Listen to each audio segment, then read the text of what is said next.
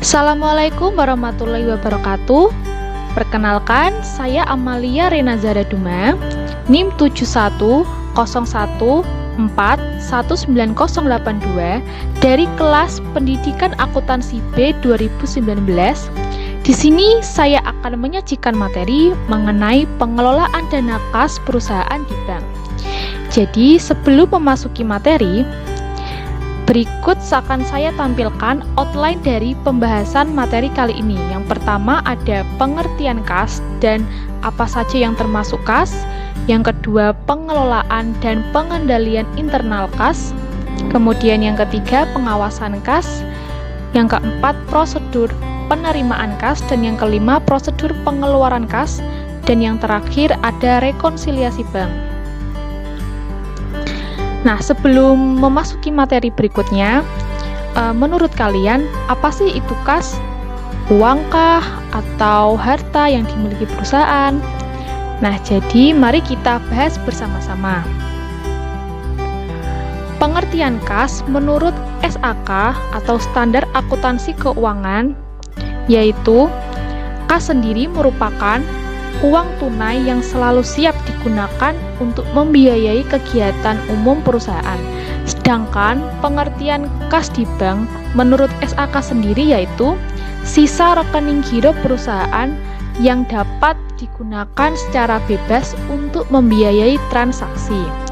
Nah, jadi gambaran umum dari kas itu termasuk salah satu aktiva lancar, baik berupa uang tunai atau benda lain yang segera dapat dijadikan uang tunai yang dapat digunakan sebagai alat pembayaran yang sah pada kegiatan umum perusahaan. Nah, kas ini dapat berupa uang tunai atau simpanan pada bank yang dapat digunakan dengan segera dan diterima sebagai alat pembayaran sebesar nilai nominalnya.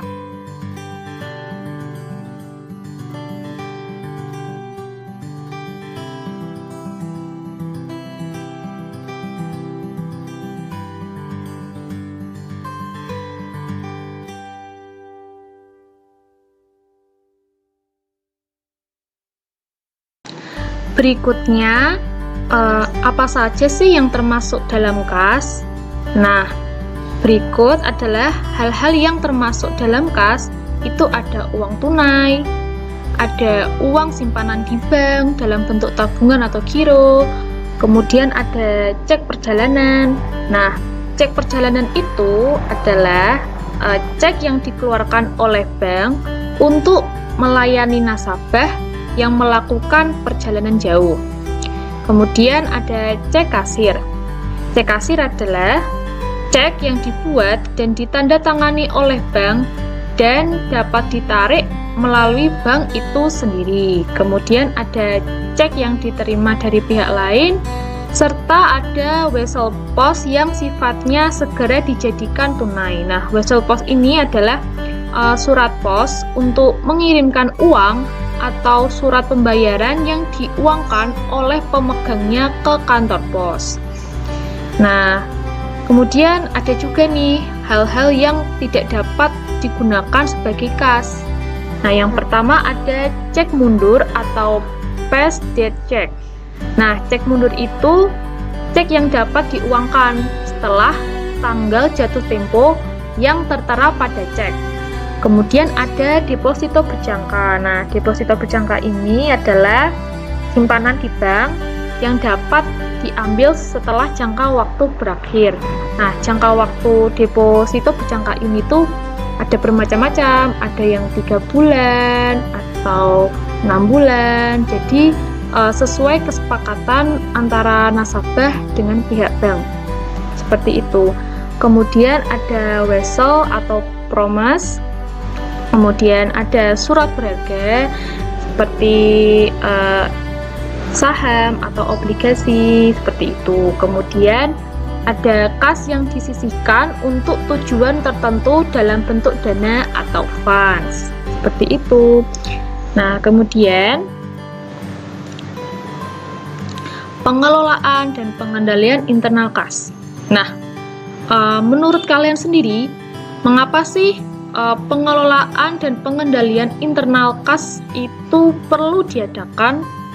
Nah, jawabannya karena kas perusahaan itu merupakan salah satu unsur yang rawan untuk diselewengkan atau takut disalahgunakan untuk kepentingan di luar perusahaan gitu ya.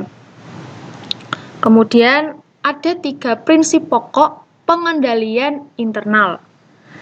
Yang pertama, harus terdapat pemisahan tugas secara tepat. Artinya petugas itu bertanggung jawab menangani transaksi kas dan menyimpan kas, tidak merangkap sebagai petugas pencatat transaksi kas.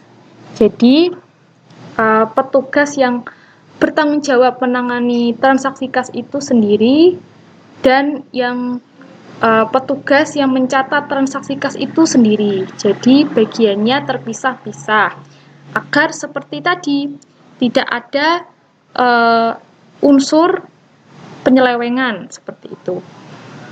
Kemudian yang kedua, semua penerimaan hendaknya disetorkan seluruhnya ke bank secara harian. Dan yang ketiga, semua pengeluaran kas hendaknya dilakukan dengan menggunakan cek. Kecuali untuk pengeluaran yang kecil jumlahnya, dimungkinkan untuk menggunakan uang tunai, yaitu melalui kas kecil. Jadi jika perusahaan itu membeli suatu barang atau bahan yang jumlah nominalnya atau jumlah pengeluarannya itu dianggap terlalu besar, maka perusahaan harus menggunakan cek.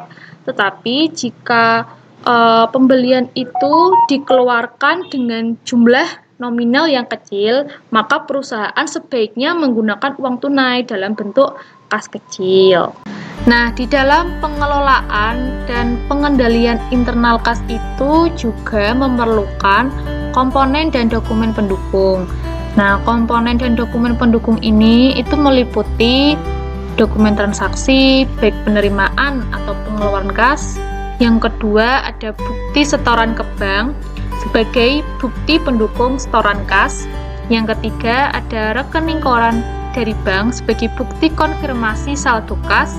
Dan yang keempat, ada register cek, yakni buku jurnal penerimaan dan pengeluaran kas. Nah, dalam dokumen penerimaan kas itu juga terdiri dari beberapa macam. Yang pertama, ada bukti penerimaan kas yang dibuat sendiri oleh perusahaan atau BKM. Kemudian yang kedua, ada nota kontan. Dan yang ketiga, ada surat pemberitahuan dari debitur bahwa yang bersangkutan telah mengirimkan uang. Dan kemudian yang keempat, ada memo atau nota kredit dari bank sebagai bukti kita menerima transfer dari pihak lain. Dan yang kelima, bukti setoran ke bank. Kemudian dokumen transaksi untuk pengeluaran kas juga terdiri dari berbagai macam. Yang pertama, ada bukti pengeluaran kas yang dibuat sendiri oleh perusahaan atau BKK. Jadi kebalikan dari yang penerimaan kas tadi, ada BKM, maka di pengeluaran kas ini juga terdapat BKK. Kemudian yang kedua, ada faktur atau nota pembelian tunai. Dan yang ketiga, ada permintaan penggantian dana untuk keperluan mengisi kas perusahaan. Dan yang keempat, ada bukti pembayaran utang pada kreditur. Nah, dalam pengelolaan kas perusahaan itu juga memerlukan pengawasan kas. Nah, pengawasan kas ini terbagi menjadi dua macam. Pengawasan penerimaan kas dan pengawasan pengeluaran kas. Nah, cara pengawasan dalam penerimaan kas itu, yang pertama, adanya bagian-bagian yang terpisah dalam menangani penerimaan kas. Jadi, petugas itu akan dibagi menjadi petugas yang menangani transaksi penerimaan kas, dan kemudian dipisahkan lagi tugas dan tanggung jawabnya. Ada petugas yang mencatat penerimaan kas, seperti itu. Kemudian yang kedua, setiap penerimaan kas segera dicatat dalam jurnal penerimaan kas dan langsung disetorkan ke bank. Kemudian yang ketiga, setiap saat diadakan pemeriksaan terhadap bagian-bagian yang menangani masalah pengeluaran kas. Dan yang keempat, setiap hari dibuat laporan penerimaan kas. Nah, kemudian tahap dalam pengawasan pengeluaran kas itu juga hampir sama dengan penerimaan kas. Jadi yang pertama, adanya bagian-bagian yang terpisah dalam menangani pengeluaran kas seperti yang saya jelaskan di sebelumnya bahwa ada pembagian tugas secara terpisah untuk menangani transaksi pengeluaran kas dan untuk yang mencatat pengeluaran kas. Jadi setiap petugas akan berbeda, jadi tidak ada yang merangkap. Kemudian yang kedua, setiap pengeluaran kas yang jumlahnya besar sebaiknya meminta cek, sedangkan pengeluaran kas yang jumlahnya kecil dibiayai dengan dana kas kecil. Artinya, jika pengeluaran kas itu dengan nilai nominal yang besar, maka menggunakan cek. Sedangkan pengeluaran kas yang nilai nominalnya kecil, maka sebaiknya menggunakan kas kecil. Kemudian yang ketiga, setiap saat diadakan pemeriksaan terhadap bagian-bagian yang menangani masalah pengeluaran kas. Dan yang keempat, setiap hari dibuat laporan pengeluaran kas. Nah, berikutnya ada 3 tahapan atau 3 prosedur dalam penerimaan kas jika penjualan dilakukan secara tunai. Yang pertama, setelah menerima uang dari pembeli, kasir mencatat penerimaan tersebut ke cash register secara periodik dan menyerahkannya ke bagian akuntansi.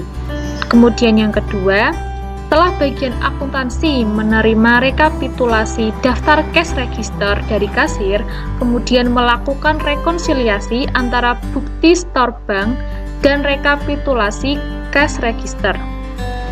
Selanjutnya, melakukan posting ke rekening buku besar yang bersangkutan. Kemudian yang ketiga, bagian audit memeriksa nomor unit dokumen berdasarkan tembusan faktur penjualan tunai setelah seluruh dokumen lengkap. Selanjutnya dibuat rekonsiliasi faktur penjualan tunai, bukti setor bank, serta laporan bank tunai. Kemudian membuat laporan rekonsiliasi bank setiap bulannya. Nah, ada juga nih prosedur penerimaan kas jika penjualan itu dilakukan secara kredit atau dengan piutang. Pada bagian sekretariat itu tugasnya menerima surat pemberitahuan cek dari debitur atau memo kredit dari bank dalam hal pembayaran dari debitur melalui transfer dana. Kemudian yang kedua, membuat daftar surat pemberitahuan yang diterima dari debitur dan memo kredit yang diterima dari bank. Nah, jadi satu lembar itu diserahkan kepada bagian piutang yang dilampiri dengan surat pemberitahuan dari debitur, kemudian satu lembar lainnya bersama cek yang bersangkutan diserahkan kepada bagian kasa. Kemudian tugas dari bagian piutang sendiri itu menerima daftar surat pemberitahuan penerimaan piutang dari bagian sekretariat yang dilampiri surat pemberitahuan dari debitur. Kemudian menerima bukti setoran ke bank dari bagian kasa. Dan yang ketiga, membuat bukti penerimaan kas berdasarkan data daftar surat pemberitahuan. Jadi satu lembar itu diserahkan kepada debitur sebagai bukti ya, bukti penerimaan pembayaran, dan satu lembar diserahkan kepada bagian jurnal dan laporan. Dilampiri daftar surat pemberitahuan dan bukti setoran ke bank yang diterima dari bagian kasa. Kemudian yang keempat, mencatat bukti penerimaan kas dalam buku pembantu piutang. Nah, kemudian pada bagian kasa ini menerima daftar surat pemberitahuan cek dari bagian sekretariat, kemudian membuat bukti setoran ke bank. Jadi satu lembar bersama cek diserahkan kepada bank dan satu lembar yang telah ditandatangani oleh pejabat bank itu diserahkan kepada bagian utang, serta satu lembar untuk arsip di bagian kasa. Kemudian pada bagian jurnal dan laporan itu bertugas untuk menerima bukti penerimaan kas yang dilampiri daftar surat pemberitahuan penerimaan piutang, surat pemberitahuan debitur, dan bukti setoran ke bank dari bagian piutang. Kemudian yang kedua, mencatat bukti penerimaan kas dalam buku jurnal penerimaan kas. Kemudian yang ketiga, mengarsipkan bukti penerimaan kas, daftar surat pemberitahuan, dan surat pemberitahuan debitur. Nah, di dalam pengeluaran kas juga terdapat prosedurnya, seperti penerimaan kas tadi. Nah, prosedur pengeluaran kas yang pertama itu bagian yang meminta kas bank mengisi cash request form atau CRF dan meminta persetujuan dari kepala bagiannya, kemudian menyerahkan CRF ke bagian keuangan. Kemudian yang kedua, setelah bagian keuangan menerima CRF dan memeriksa dana pada rekening bank, bagian keuangan kemudian meminta persetujuan dari kepala bagian keuangan pada lembar CRF. Selanjutnya, menyiapkan bukti penarikan bank. Kemudian yang ketiga, setelah menerima bukti penarikan bank, kasir menyiapkan bukti bank keluar sebanyak 3 lembar. Kemudian yang keempat, setelah mencocokkan bukti bank keluar dan bukti penarikan bank, bagian akuntansi kemudian mencatat pada jurnal bank keluar. Lalu berikutnya akan kita bahas mengenai rekonsiliasi bank. Jadi apa sih itu rekonsiliasi bank? Nah, rekonsiliasi bank itu adalah suatu proses penyesuaian informasi catatan kas menurut perusahaan dan menurut bank. Nah, jadi rekonsiliasi bank ini dibuat karena biasanya ada perbedaan antara catatan saldo kas menurut perusahaan dan catatan saldo kas menurut bank. Jadi rekonsiliasi bank ini untuk menentukan saldo kas yang benar itu seperti apa. Nah, kemudian adanya perbedaan saldo kas menurut perusahaan dan saldo kas menurut bank itu biasanya karena ada transaksi yang belum dicatat oleh salah satu pihak, entah itu pihak perusahaan atau pihak bank, ataupun kesalahan pembukuan yang dilakukan oleh perusahaan atau bisa juga dari bank. Nah, kemudian di rekonsiliasi bank ini kita akan mengkoreksi mana transaksi yang seharusnya ditambah atau dikurang pada perusahaan dan mana transaksi yang harusnya ditambah ataupun harusnya dikurang pada bank. Nah, jadi yang pertama, transaksi-transaksi yang sudah dicatat oleh perusahaan sebagai penerimaan tetapi belum dicatat oleh bank. Yang pertama ada setoran dalam perjalanan atau deposit on transit. Jadi, setoran dalam perjalanan itu setoran yang diterima oleh bank pada akhir bulan, tapi belum diterima oleh bank sampai bulan berikutnya. Ataupun juga setoran yang diterima oleh bank pada akhir bulan tetapi dilaporkan sebagai setoran bulan berikutnya karena laporan bank itu sudah terlanjur dibuat. Kemudian yang kedua, adanya uang tunai yang tidak disetorkan ke bank. Kemudian, transaksi-transaksi yang nampak di dalam laporan bank tetapi belum dicatat dalam pembukuan perusahaan pemegang giro. Ada bunga yang diperhitungkan oleh bank terhadap simpanan, tetapi belum dicatat dalam buku perusahaan atau jasa giro. Kemudian ada penagihan wesel oleh bank. Jadi sudah dicatat oleh bank sebagai penerimaan, tetapi perusahaan itu belum mencatat. Nah, yang ketiga ada transaksi yang sudah dicatat oleh perusahaan sebagai pengeluaran, tetapi belum dicatat oleh bank. Nah, apa saja? Yang pertama ada cek yang beredar. Cek yang beredar itu cek yang sudah tercatat dan dikeluarkan oleh perusahaan, namun si pemegang cek itu belum menguangkan di bank, atau istilahnya check on hand gitu. Kemudian yang kedua ada cek yang sudah ditulis dan sudah dicatat ke dalam jurnal pengeluaran uang, tetapi ceknya itu belum diserahkan kepada yang dibayar. Maka cek tersebut belum merupakan pengeluaran. Oleh karena itu, pada akhir periode itu jurnal pengeluaran harus dikoreksi.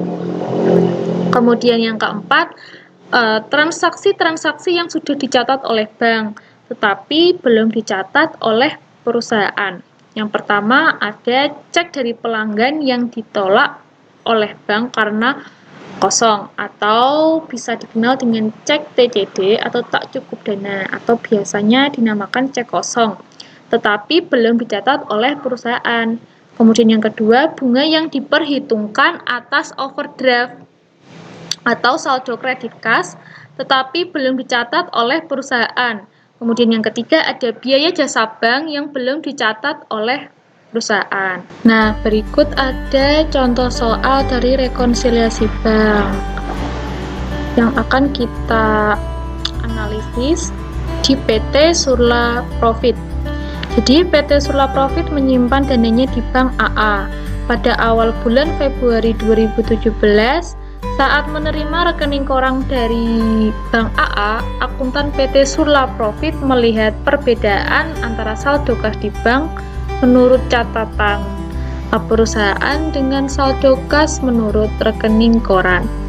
Nah, menurut catatannya, saldo kas pada akhir Januari 2017 adalah sebesar 45.500.000.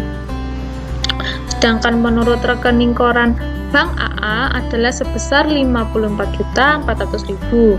Nah, kemudian setelah diperiksa kembali, akuntan perusahaan tersebut menemukan beberapa informasi tambahan yang terkait dengan perbedaan saldo tersebut, yaitu yang pertama, setoran kas ke bank tanggal 31 Januari 2017 sebesar 15.200.000 belum dicatat oleh bank.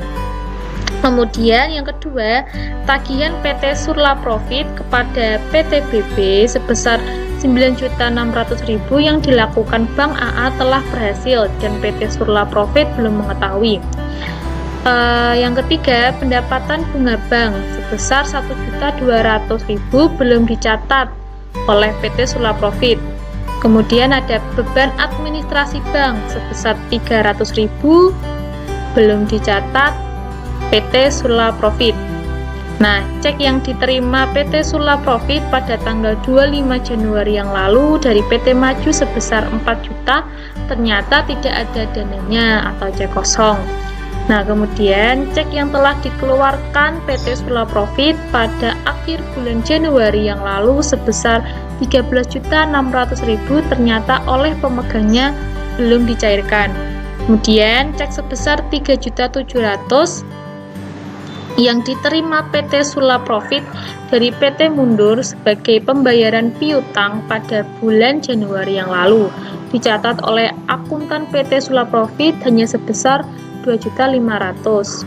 Berarti ada kelebihan yang belum dicatat.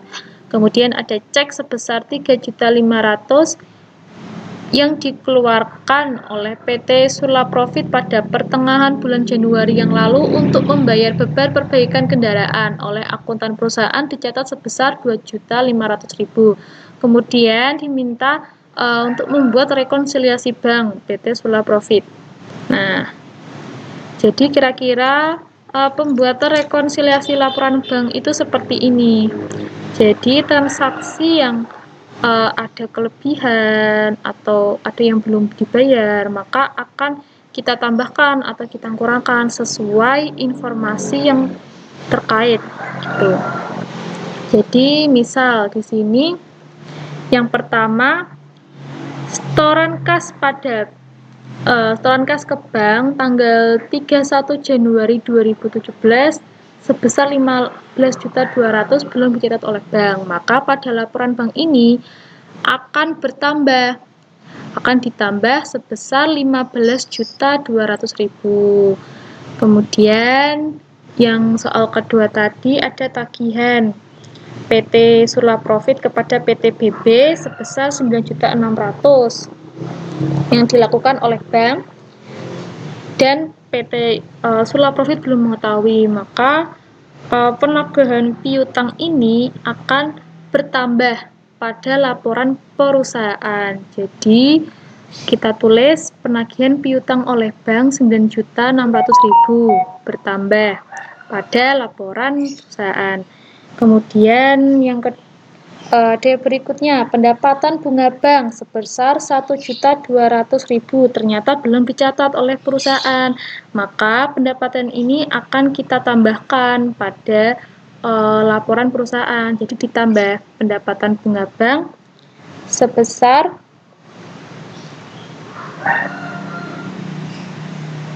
5 juta. Kemudian ada beban administrasi bank yang ternyata belum dibayar. Nah, beban administrasi bank ini belum dibayar sebesar 300.000.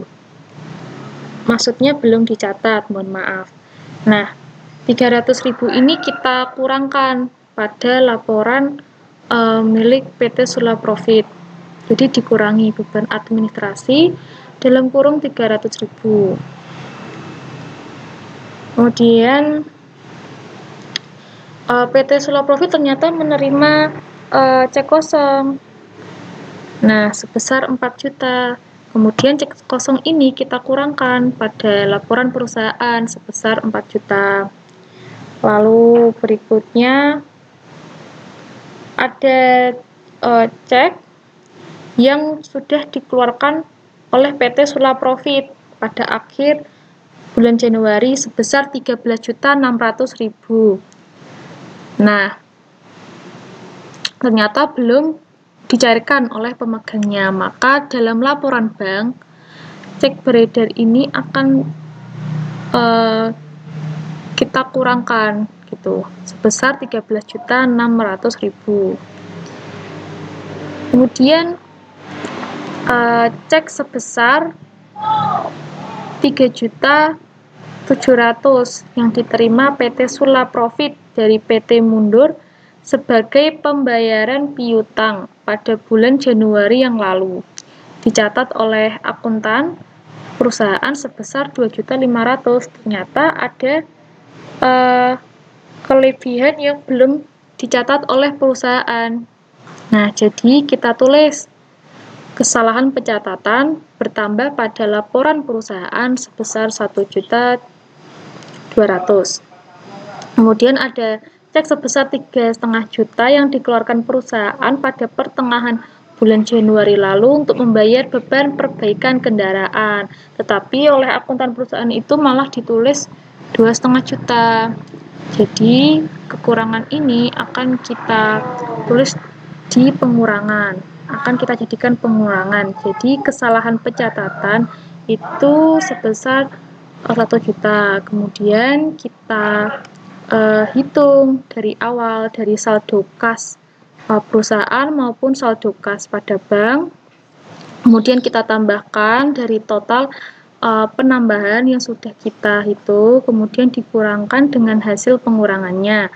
Kemudian akan ketemu saldo kas menurut perusahaan maupun saldo kas menurut bank yang benar. Terima kasih. Berikut penjelasan saya mengenai pengelolaan dana kas perusahaan di bank. Sekian dan terima kasih. Semoga bermanfaat untuk kita semua. Wassalamualaikum warahmatullahi wabarakatuh.